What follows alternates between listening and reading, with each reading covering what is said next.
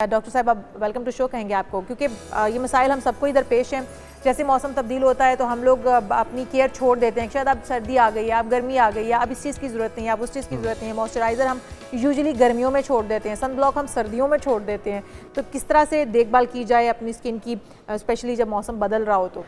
अच्छा, जब भी मौसम बदलता है तो हमारे ये एक ख्याल आता है कि जो हम सर्दियों में चीज़ें अपनी यूज़ करें वही हमने गर्मियों में भी यूज़ करनी है। एक तो ये बड़ा समझने की बात है कि जो आप एक टाइम में जैसे ही वेदर ट्रांजिशंस आती हैं, जब भी आप एक मौसम से दूसरे मौसम में एंटर होते हैं तो आपको एक तो अपनी प्रोडक्ट को जो है वो करना चाहिए कि आप सर्दियों में कौन सी प्रोडक्ट यूज़ कर रहे थे और आपको अब गर्मियों में अपनी कौन सी प्रोडक्ट्स को रखना है। इसके साथ मैं एक चीज़ कहूँगी कि चाहे सर्दी है चाहे गर्मी है, आपने एक चीज़ जो है वो ज़रूर रखनी है और वो है आपकी सनस्क्रीन, सन ब्लॉक। ठीक है, उसको आपने नेवर एवर, मतलब आप अगर सर्दी से गर्मी में जा रहे हैं या गर्मी से सर्दी में जा रहे हैं, वो कोई आप पे इफेक्ट नहीं। इंतखाब कैसे करें, कौन सा सन ब्लॉक आपकी स्किन को सूट करता है, ये कैसे पता चलेगा? बिल्कुल इसी तरह से जैसे बहुत सारे पेशेंट्स हमारे पास आते हैं तो उनको अपनी स्किन टाइप का ही नहीं पता। कॉम्बिनेशन स्किन है, स्किन ऑयली है, स्किन ड्राई है, तो हम उनके पैच टेस्ट कुछ कर रहे होते हैं ना, तो उससे भी हमें पता चल जाता है कि ये स्किन ऑयली है या स्किन ड्राई है। अगर फॉर एग्जांपल आप किसी भी क्लिनिक पे विजिट नहीं करते हैं, किसी डॉक्टर डर्मेटोलॉजिस्ट को आप कंसल्ट नहीं कर रहे, आपको फिर कैसे पता चलेगा कि आपकी स्किन टाइप कौन सी है या आप जो है वो कौन सा प्रोडक्ट यूज़ करें तो वो आपके लिए बेहतर है। उसके लिए सबसे पहले मैं रेकमेंड यही करूँगी कि चाहे वो आप किसी भी क्लिनिक पे विजिट करें या ना करें, जब भी प्रोडक्ट जो है वो आप बाय करते हैं तो उसके ऊपर आपको सारी चीज़ें मेंशन होती है, उसके इंग्रेडिएंट्स मेंशन होती है, उसकी डिस्क्रिप्शन होती है, हमें वो ज़रूर रीड आउट करनी चाहिए। वो आपको हेल्प आउट करती है कि मुझे ये प्रोडक्ट लेनी चाहिए और ये नहीं लेनी। अच्छा, वैसे हम जनरली अगर ये जानना चाहें कि अगर कोई ऑयली स्किन है तो क्या वो ग्रीसी और ऑयली प्रोडक्ट से बायकॉट कर दे, या सन ब्लॉक जो है वो बिल्कुल नहीं, बिल्कुल मैट सा होना चाहिए, जेल नुमा होना चाहिए, क्या होना चाहिए? अच्छा, ये भी एक चीज़ है कि कुछ लोग समझते हैं कि मेरी ऑयली स्किन है तो मुझे जितनी भी ऑयली प्रोडक्ट्स है उसको बायकॉट करके मुझे सीरम्स पे या मुझे ऐसी चीज़ें यूज़ करनी चाहिए। मैट पे आ जाना है। ऑयल हमारी स्किन के लिए बहुत इंपॉर्टेंट है।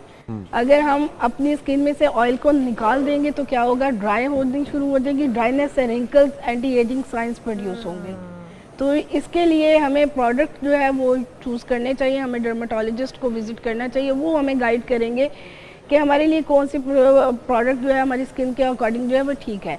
लेकिन फॉर द लॉन्ग टाइम अगर आप कहें कि आप जो है वो ऑयली प्रोडक्ट्स को बिल्कुल निकाल दें, क्योंकि वो आपकी स्किन के लिए वैसे भी एंटी एजिंग के लिए आपकी स्किन के अंदर ऑयल होना बहुत जरूरी है। बिल्कुल। अच्छा, हम बात कर लेते हैं मॉइस्चराइजर की भी। जिस तरह से सनब्लॉक बहुत ज़रूरी है, मॉइस्चराइजर भी बहुत ज़रूरी होता है।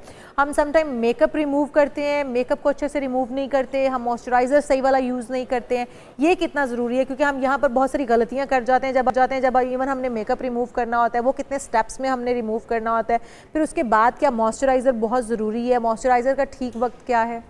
देखिए, सबसे पहले ये होता है कि जब भी हम कोई चीज़ प्रोडक्ट यूज़ कर रहे होते हैं ना तो हम कंटिन्यूसली उसको यूज़ करते रहते हैं। बिल्कुल, ये एक अगर फॉर एग्जांपल अब जैसे सोशल मीडिया है, इसके ऊपर बहुत सारी प्रोडक्ट्स आ रही होती हैं, आप सुबह ये लगाएं, दिन में ये लगाएं, रात में ये लगाएं, वो प्रोडक्ट ज़रूरी नहीं है कि वो आपके लिए भी सूटेबल है।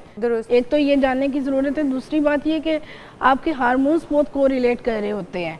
आपने कोई भी, जैसे फॉर एग्जांपल हम इसमें नया सेनामाइड है या हमारे पास जो है वो डिफरेंट जो है वो सेरामाइड्स वगैरह है, हमने उसको भी जो है वो अपनी स्किन के अकॉर्डिंग चूज़ करना है।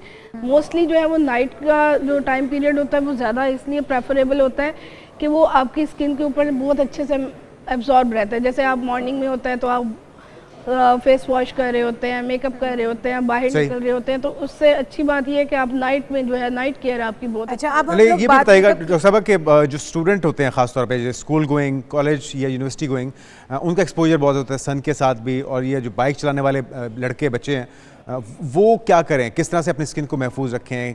कील मुहासे या जो उनकी एज बढ़ने के साथ साथ ये असरात हैं, बहुत ज़्यादा अफेक्ट होते हैं उससे। बिल्कुल वैसे ही है। उसके लिए सबसे पहले तो ये है कि आपको जो है, अगर मैं 3-4 चीज़ों का बताऊं, सबसे पहले आपको अपनी स्किन टाइप पता होनी चाहिए कि आप ऑयली स्किन के साथ डील कर रहे हैं, ड्राई के साथ कॉम्बिनेशन है, नंबर 1। नंबर 2, आप अपनी डेली रूटीन में अच्छे प्रोडक्ट्स यूज़ करें, अच्छे फेशियल्स, अच्छे फेस वॉश आप यूज़ करें, उसके साथ आपका मॉइस्चराइज़र और टोनर्स वो वेरी इंपॉर्टेंट है। नंबर 3 पे आ जाता है आपका सन ब्लॉक और सनस्क्रीन।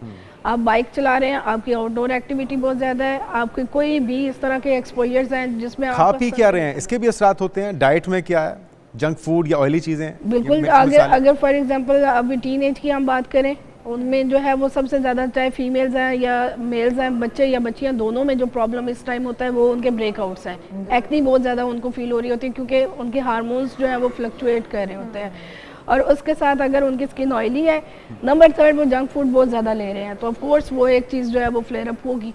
अच्छा डॉक्टर साहब, आप बच्चियां हैं क्योंकि स्कूल कॉलेज गोइंग हैं तो वो मेकअप की तरफ अब बहुत ज़्यादा शौकीन है, मेकअप करके जाती हैं डेली बेसिस पर। उन्हें जैसा सन एक्सपोजर भी लेना है, फिर उन्हें एक लंबा टाइम यूनिवर्सिटी कॉलेज में गुजारना है। हम लोग खुद वर्किंग लोग हैं तो हम लोग भी मेकअप में होते हैं। मेकअप को रिमूव करने का सही तरीका क्या होना चाहिए, हम कहाँ पर गलती कर जाते हैं? क्योंकि उसके बाद भी हम महसूस करते हैं कि मेकअप ज़्यादा टाइम रहने के बाद भी हमें एक्नी ब्रेकआउट्स जो है उसका सामना करना पड़ता है। तो ये तरीक़ाकार जो है वो भी थोड़ा सा बताइएगा, गाइड कीजिएगा। अच्छा, जो भी बच्चियाँ वैसे ज़्यादातर जो है वो स्कूल गोइंग या कॉलेज गोइंग जा रही हैं, तो उनके लिए मैं ये प्रेफर करूँगी कि वो बीबी क्रीम है या फाउंडेशन है, तो अब तो उस पर भी सन ब्लॉक आ गए हैं। टिंटेड जो सन ब्लॉक्स होते हैं आप उसका इस्तेमाल कर सकते हैं, ठीक है। वो एक प्रोटेक्टिव लेयर के तौर पे काम करता है, वो आपको बहुत ज़्यादा स्किन को ड्राई और सन बर्न होने से बचाता है। और उसके बाद आपने क्वेश्चन किया कि हमें किस तरह से मेकअप रिमूव करने के लिए क्या क्या स्टेप हो सकते हैं? उसके लिए आपके पास अच्छे क्लींजर्स होने चाहिए। अगर पूरा डे आप मेकअप में हैं तो मस्ट है कि जब आप घर जाएं शाम में आप अच्छे क्लींजर से, बड़े सॉफ्ट हैंडेड आपने जो है वो फेस वॉश जो है वो या क्लींजर या स्क्रबर्स जो पहले आप मेकअप रिमूवर से मेकअप रिमूव कर लें, फिर आप क्लेंजिंग कर लें और फिर उसके बाद आप टोनर वगैरह को यूज़ कर लें। नहीं, सबसे पहले आप क्लींजर, उसके बहुत ज़्यादा स्टेप्स नहीं है। अच्छा, आप क्लींजर रखें।